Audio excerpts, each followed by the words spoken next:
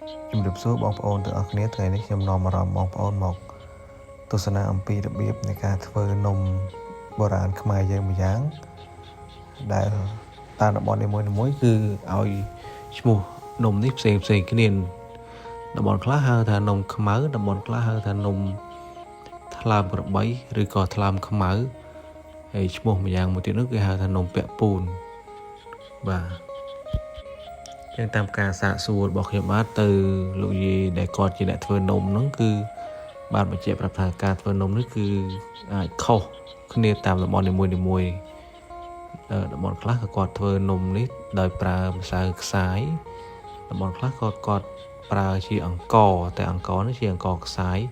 ដែលអង្កររឹងមិនមែនជាអង្ករទន់ទេពីព្រោះថាពេលដែលយកអង្ករទន់ទៅកូរនំនេះគឺវាមានលក្ខណៈស្អិតខ្លាំងចង់ដឹងថារបៀបនៃការធ្វើនំពាក់ពូនឬក៏នំខ្មៅឬហៅម្យ៉ាងទៀតថានំថ្លើមក្របីយ៉ាងណានោះសូមអញ្ជើញទស្សនានៅការរាយរាប់របស់អ្នកមីងមានគេឆ្ងល់ថាអាខ្មៅហ្នឹងគេប្រើលាក់ឬគេប្រើអីមិញអាហ្នឹងគេប្រើសកៃដូងសកៃដូងគេធ្វើមិនមិញសកៃដូងយើងយកដូងមូលមកយើងយកជូតឲ្យស្អាតកុំឲ្យវាជាប់ដីជាប់អីយើងយកលាងជូតឲ្យស្អាតហើយយើងយកមកដាក់អាំង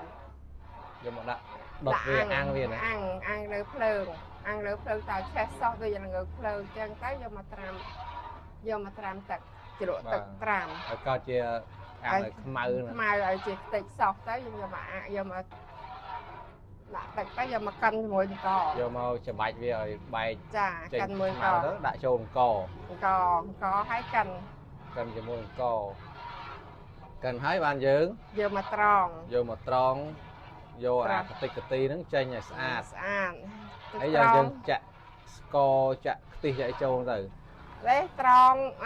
កិនហើយបានចាក់ស្ករចាក់ខ្ទិះត្រង់ឲ្យស្អាតមិនឲ្យម៉ត់ភ្លឹងហ្មងអត់មានឲ្យមានដល់កតិកកាអីទាំងអស់ណាយកស្បែកអីយកមិនយកស្បែកយកគេថាពីវាខោប៉ាអញ្ចឹងត្រង់ឲ្យរាវឡើងរាវទឹកក្លោករាវមិនមែនឲ្យមានដុំទេណាមានកាហ៊ានតែជាប់តាកាកតិចគឺអត់មកនំហ្នឹងអត់រលោងទេបាទដល់ពេលចេះនំហ្នឹងរលោងល្អហើយអង្ករគេប្រើអង្ករ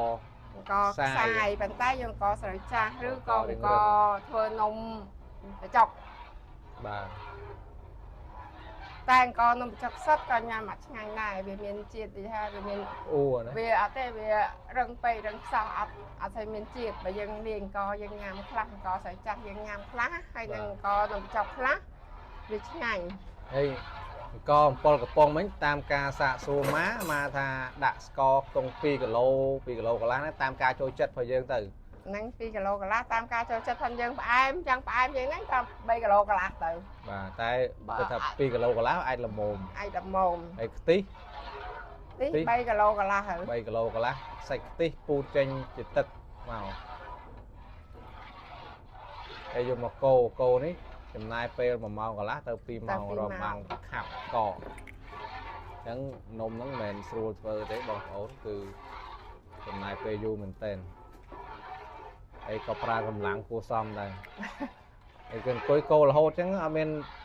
នអាក់បានណាដើម្បីកុំឲ្យវាជាប់បាតឆ្នាំងកាលណាជាប់បាតឆ្នាំងវាទៅជាខ្លោចទៅវាឆ្ងៀមមិនឆ្ងៀមអត់ឆ្ងាញ់ទេឆ្ងៀមហើយនេះហត់ផ្សែងផងចុកដៃផងអញ្ចឹងបើយកទៅលក់ឧទាហរណ៍ថាថ្លៃថោកឲ្យមកមុំយើងមើលចាក់ស្ដែងប៉ុន្តែបើថាគេផ្សេងគេកោតែត្រឹមកន្លះម៉ោង1ម៉ោងគេញ៉ាំលក់បានប៉ុន្តែពួកខ្ញុំកោ2ម៉ោង1ម៉ោងជាងតែ2ម៉ោងបាទឲ្យស្អិតឲ្យវាស្អិតកោតាំងពីតាំងរហូតដល់ធូរហូតដល់តាំងពីបៃតងចាក់ខ្ទិះថែមរហូតខ្ទិះដើមថែមរហូតនេះខ្ទិះចុកហ្នឹងយើងចាក់ចូលម្ដងហើយដល់សល់ខ្ទិះដើមនំចង់កន្លះឆ្នាំងនំនេះប្រើដូងច្រើនកាលណាឆ្ងាញ់កាលហ្នឹងហើយឃើញសបល់ម៉ៅអញ្ចឹងក៏មើលងាយមានជាតិឆ្ងាញ់ណាដាក់ផ្ទាប់ជាមួយនឹងដូងចាស់អាដូងយើងហូបបកៅណា